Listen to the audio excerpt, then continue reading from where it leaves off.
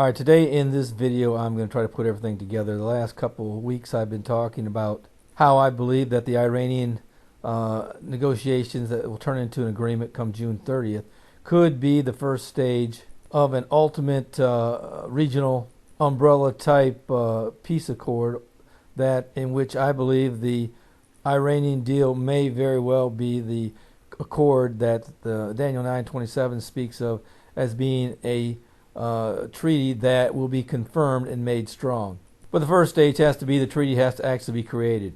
And once the P5+1 does get this treaty established and established on June 30th, I think then there will be a second phase that will come that will bring in the modern Arab world along with Israel under this peace accord, in which it will be made strong.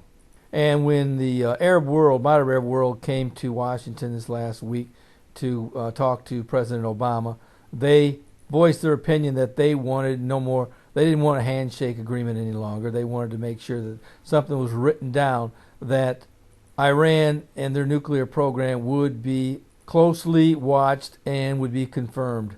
I think what's going to happen is in the near future you're going to see, like I said, once the Iranian deal is sorted out, I think you're going to see a phase 2 come in. And in that phase 2, I believe that this agreement is going to be made strong, but not by the United States, but by the European Union. But it will be heavily backed by the United States, in which the United States will up the ante for all the modern Arab world plus Israel, in which they will get an agreement that the United States will stay in the Middle East for a certain amount of time, and I believe it will be 7 years.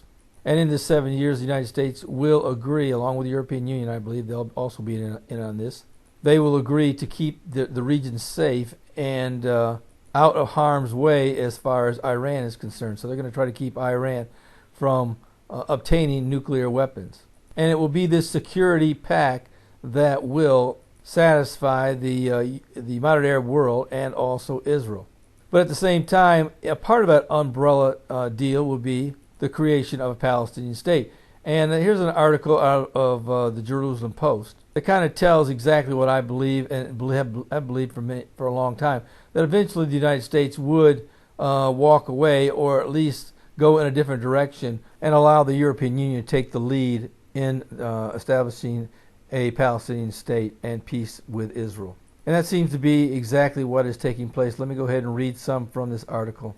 It says the U.S. and Europe appear to be moving in different directions regarding the immediate future of the Middle East, or the Mideast diplomatic process, with U.S. President Barack Obama scaling back ambitions for a comprehensive deal, while the Europeans continue talking in terms of an overarching agreement. European Union Foreign Policy Chief Federica Mogherini said Monday in Brussels on the eve of a visit Wednesday to Israel and the Palestinian Authority that her visit just after the establishment of a new Israeli government was meant to send a message and had political meaning. The political meaning is that the EU as such is ready and willing to play a major role in relaunching the peace process on the basis of the two-state solution, she said. So my main message to those who are involved is this: count on the EU to work with our partners in the region and in the international community to support a restart of the peace process. I believe one thing is clear to everyone in the region: the status quo is not an option, she said. I will be there to listen and to understand how we can help relaunch the process, she stated. Now, I don't expect that the foreign policy chief, Federica Mogherini, is going to be the one to make peace and all, because I believe at some point in time that the man of sin will come in and he will be the one who will bring peace. I believe the United States will be looking to back up this man as they try to move away from their position as peace broker in the Middle East. So frankly, I look for the European Union to take the lead role in trying to bring peace to the Middle East with the blessing of the United States, and they'll play some part in it, don't get me wrong. But once the rapture of the church takes place, I believe that this will go in full swing, and I believe a man will come on the scene who will become the shining star of the peace process. And not only will he bring peace to the Middle East as far as the Palestinians and Israelis, but I believe part of the peace process will be that the powers that be will make strong the Iranian negotiations, or the deal that they brought with the Iranians. And it will satisfy not only the moderate Arab world, but also Israel and the Palestinians. I believe also that situation will be sorted out as well. But I don't think it'll be sorted out, at least not confirmed, until after the rapture of the church. Now, someone had asked me the other day, well, how does this all fit into Bible prophecy? Well, most Bible prophecy scholars believe that when Israel became a nation back in 1948, that set the stage for the last generation before the Lord would come back and rule and reign for 1,000 years. But before that takes place, in other words, before he comes and rules, there will be a 7-year tribulation period that will be preceded by the rapture of the church. Now, right now, we are in between, of course, the reestablishment of Israel and the beginning of the tribulation period. But between that period, there will be the rapture of the church that will take place. Now, once the rapture of the church takes place, then the man of sin will be brought forth.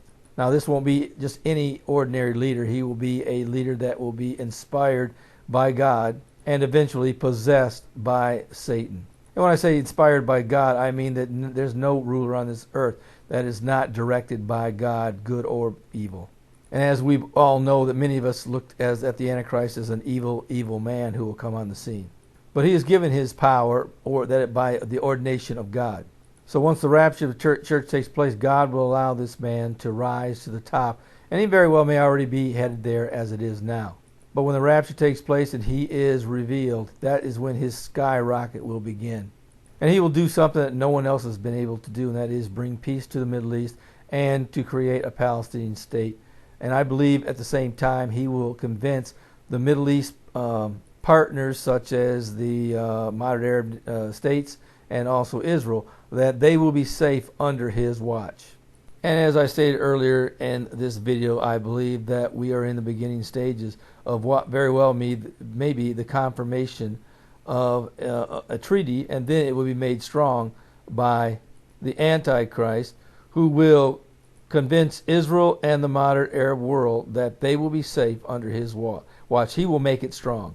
Now, where will the United States be in all this? Well, you know what? I believe the United States will be in the background. They will still be a powerful nation. Most people think that when the rapture takes place, that the United States will be reduced to a third world nation. But the problem is our technology and our nuclear weapons and everything else that makes us a great military power will still be here on earth. That won't be raptured. But don't think for a second that the United States won't be affected by the rapture of the church. They will be. But to what degree, nobody really knows. But one thing's for sure, as far as military might is concerned, that's not going anywhere. Yes, there will be a great population shift that we will have here in the United States, but the military equipment and the know-how will still be here. But we'll have to wait and see really what the effect is going to be. But that's what I have. I just want to kind of give you an explanation and point this article out that, hey, the European Union, by all accounts, looks to be taking the lead role to create a Palestinian state in the near future. And that's exactly what the Bible does say in Daniel 9:27, where it says that the government or should I say the nation, empire, that destroyed Jerusalem would be the nation, the empire, that would bring peace in the last days with a 7-year covenant. And if you don't know the Lord, today is the day of salvation. 150,000 people die every day. The Bible says that the vast majority of them will end up in a burning hell. Don't let that happen to you. Call upon the name of the Lord and ask him to save you. The Bible says if you do that, he will. And you Christians who have been witnessing to your lost friends and loved ones for many, many years, I would encourage you to buy or to get a free copy of my Tribulation Period Survival Guide. Now, I always recommend to get the paperback version because you can physically hand that to them. There is a cost involved for that. But this book, even though it does tell you how to survive the tribulation period, the main thing it tells you is that you need to be saved. So if you have a friend or loved one who is interested in Bible prophecy but does not know the Lord, get them this book, hand it to them, and you know what? Even if they don't get saved, they at least have the handbook as to what's going to happen during the tribulation period, and it tells them that they need to come to the Lord first and foremost. Well, this is Terry Malone with the Calvary Prophecy Report.